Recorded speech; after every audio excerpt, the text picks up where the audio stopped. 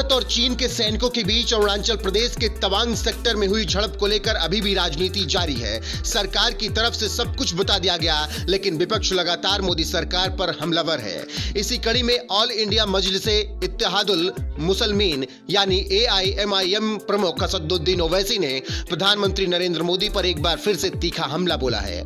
ओवैसी ने तवांग मसले को लेकर केंद्र की मोदी सरकार पर मामले की लीपापोती करने का आरोप लगा दिया है। ओवैसी ने सरकार पर हमला बोलते हुए कहा, यह मोदी सरकार की लीपापोती है, इसीलिए संसद में बहस जरूरी है, जहां पीएम को सवालों के जवाब देने चाहिए। हमारे लोगों से सच क्यों छुपाया जा रहा। दरअसल ओवैसी ने एक अंग्रेजी अखबार में छपी खबर का हवाला देते हुए कहा कि अगर ब्रिटेन के एक अखबार की रिपोर्ट सही है तो इसका मतलब है कि चीन से लगी सीमा पर हालात उससे कहीं ज्यादा गंभीर हैं, जितना बताया जा रहा। मामला लद्दाख से लेकर अरुणाचल तक गंभीर बना हुआ है, इसके लिए सरकार को जवाब देना चाहिए। ओवैसी ने प्रधानमंत्री पर तीखा हमला करते हुए अपने ट्विटर पर लिखा, हमारे पास एक मजबूत सेना है लेकिन बहुत कमजोर पीएम है। वो चीन का नाम लेने से डरते हैं, देश और नेता के बारे में पूछे जाने वाले सवालों से दूर भागते हैं और अब एक बड़े संकट की आड़ ले रहे हैं। ओवैसी ने इसके आगे कहा कि इस मामले में केवल एक बहस के जरिए इसका जवाब मिल सकता है, लेकिन सरकार का रुख बिल्कुल अस्वीकार्य है। दरअसल ओवैसी ने द टेलीग्राफ में छपी एक खबर के हवाला देते हुए एक बार फिर से मोदी सरकार पर निशाना साधा। भारतीय सेना के सूत्रों ने अखबार को बताया कि पूर्वोत्तर राज्य अरुणाचल प्रदेश में हर महीने कई घटनाएं हो रही हैं। दोनों देशों के सैनिकों के बीच अक्सर इस तरह की हिंसक झड़प होती रहती है। भारतीय सेना के एक वरिष्ठ अधिकारी ने कहा, पीपुल लिबरेशन आर्मी यानी PLA के साथ आमना सामना अरुणाचल प्रदेश की सीमा पर विशेष रूप से यांगत्से क्षेत्र में एक आम बात बन गई है। पिछले कुछ समय से एक महीने में औसतन 2 या 3 बार इस तरह की झड़पें सामने आती रही हैं। वहीं पिछले 2 सालों में इस तरह की झड़पों में काफी बढ़ोतरी देखी गई है। तो आप समझ सकते हैं कि किस तरीके से ओवैसी मोदी सरकार पर हमलावर हैं और वो कह रहे हैं कि संसद में इसको लेकर चर्चा होनी चाहिए और प्रधानमंत्री नरेंद्र मोदी को जवाब देना चाहिए। गौरतलब है कि जैसे ही ये मामला सामने आया था, उसके बाद देश के रक्षा मंत्री राजनाथ सिंह ने राज्यसभा और लोकसभा में दोनों में बातें रखते हुए विपक्ष को जवाब दिया था और बताया था कि भारतीय सैनिकों को ज्यादा क्षति नहीं पहुंची है। फिलहाल देखना होगा कि आगे क्या कुछ होता है, लेकिन जिस तरीके से ओवैसी मोदी सरकार पर हमलावर है, उस पर आपका क्या कुछ कहना है, कमेंट में अपनी राय जरूर बताएं। साथ ही राजनाथ सिंह ने क्या कुछ कहा था संसद में, वो भी सुन लीजिए।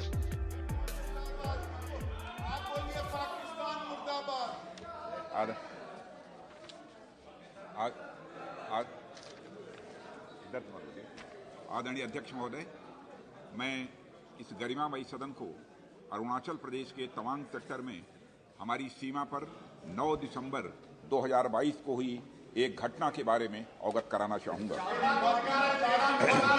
प्लीज स्टेटमेंट के बीच में नहीं बोलते। नो प्लीज, बीच में छुट्टी भी थी। 9 दिसंबर 2022 को PLA ट्रुप्स ने तवांग सेक्टर के यांगसे एरिया में लाइन ऑफ एक्चुअल कंट्रोल पर अतिक्रमण कर स्टेटस को एक तरफा बदलने का प्रयास किया। चाइना के इस प्रयास का हमारी सेना ने दृढ़ता के साथ सामना किया है अध्यक्ष महोदय, और इस फेस ऑफ में हाथापाई भी हुई है। भारतीय सेना ने बहादुरी से PLA को हमारी टेरिटरी में अतिक्रमण करने से रोका और उन्हें उनकी पोस्ट पर वापस जाने के लिए मजबूर कर दिया। अध्यक्ष महोदय, इस झड़प में दोनों ओर के कुछ सैनिकों को चोटें भी आई हैं और मैं इस सदन को अवगत कराना चाहता हूं कि हमारे किसी भी सैनिक की न तो मृत्यु हुई है और न ही कोई गंभीर रूप से घायल हुआ है। इंडियन मिलिट्री कमांडर्स के टाइमली इंटरवेंशन के कारण PLA सोल्जर्स अपनी लोकेशंस पर वापस चले गए अध्यक्ष महोदय, और इस घटना के पश्चात एरिया के लोकल कमांडर ने 11 दिसंबर 2022 को अपने चाइनीज काउंटर पार्ट के साथ स्थापित व्यवस्था के तहत एक फ्लैग मीटिंग की और इस घटना पर चर्चा की। चीनी पक्ष को इस तरह के एक्शन के लिए मना किया गया और सीमा पर शांति बनाए रखने के लिए कहा गया। इस मुद्दे को चीनी पक्ष के साथ कूटनीतिक स्तर पर भी उठाया गया है। अध्यक्ष महोदय, मैं इस सदन को आश्वस्त करना चाहता हूं कि हमारी सेनाएं हमारी भौमिक अखंडता को सुरक्षित रखने के लिए पूरी तरह से प्रतिबद्ध हैं और इसके खिलाफ किसी भी प्रयास को रोकने के लिए सदैव तत्पर है हमारी भारत की सेना। और मुझे विश्वास है कि यह सदन हमारी सेनाओं की वीरता और साहस को एक स्वर से समर्थन देगा। और अध्यक्ष महोदय, मैं पूरी तरह से आश्वस्त हूं कि यह संसद बिना किसी संशय के भारत की सेना की क्षमता, शौर्य, पराक्रम व प्रतिबद्धता का भी अभिनंदन करेगा। धन्यवाद अध्यक्ष महोदय। स्टेटमेंट मिल रहा, please please please. No no, माननीय रक्षा मंत्री जी, आप कॉल ऑन रक्षा मंत्री जी। नो, माननीय रक्षा मंत्री जी अपना बयान दें। आदरणीय उपसभापति महोदय, मैं इस गरिमामयी सदन को अरुणाचल प्रदेश के तवांग सेक्टर में हमारी सीमा पर 9 दिसंबर 2022 को हुई एक घटना के बारे में अवगत कराना चाहूंगा।